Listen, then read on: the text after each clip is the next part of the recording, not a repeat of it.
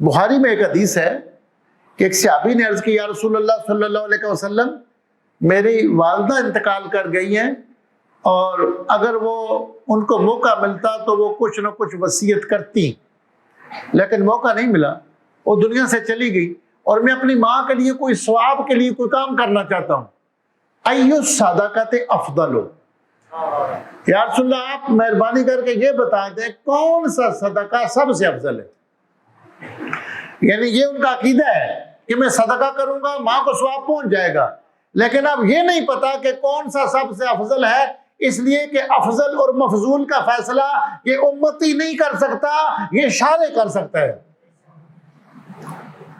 جو شارع کا کام ہے وہ شارع ہی کر سکتا ہے، جو قانون دینے والا ہے، اور شارع یا اللہ کی ذات ہے یا جناب محمد رسول اللہ کی ذات ہے ہمارے لیے۔ جو نبی شارع ہوتا ہے، جو شریعت لے کے آتا ہے، جو قانون دیتا ہے، قانون اس سے بنتے ہیں اللہ کے فرمان سے اور نبی کے فرمان سے۔ یعنی یہ تو ان کو پتہ ہے کہ ثواب ہو جاتا ہے، لیکن کون سا صدقہ سب سے افضل ہے، اب یہ فیصلہ شارع سے کروانا ہے۔ اپنی طرف سے بندہ نہیں کہہ سکتا کہ اس نیکی کا اتنا ثواب ہے، اس نیکی کا، اس گناہ کی اتنی سزا ہے۔ یہ اللہ کے رسول کا منصب ہے کہ وہ اللہ کے بتائے پہ بیان کرے۔ اب اسے ابھی عرض کرتے ہیں یا رسول اللہ سب سے افضل صدقہ کیا ہے؟ تو حضور نے فرمایا پانی۔ تو انہوں نے کنواں کھدوا دیا اور فرمایا کہ اس کا ثواب اللہ سعد کی ماں کے روح کو پہنچا دے۔ شارحین حدیث نے یہاں ایک بات کی ہے کہ کیا سارے دنیا کے مسلمانوں کے لیے یہی ہے کہ پانی صدقہ کریں مرنے والوں کے لیے؟ سب سے افضل وہی صدقہ ہے؟ بعض بزرگ اسی لیے جب دعا ہوتی ہے تو وہ پانی ضرور رکھواتے ہیں۔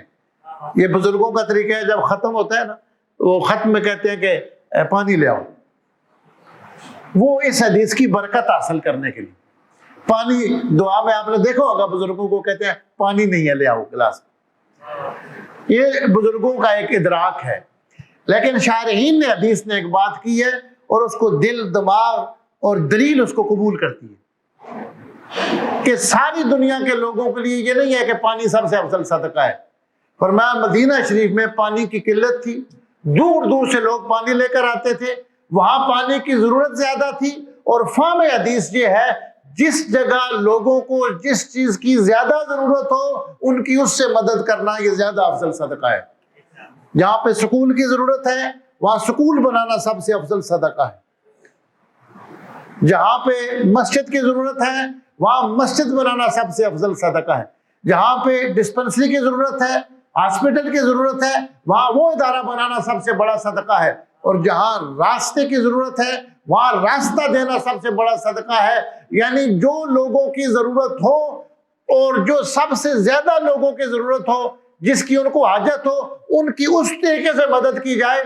اب یہ ایسی بات ہے کہ اس لیے دلیل کی ضرورت بھی نہیں رہتی، یہ کامن سینس کی بات ہے جو امام ابن حجر عسقلانی نے اس حدیث کے تحت لکھی ہے۔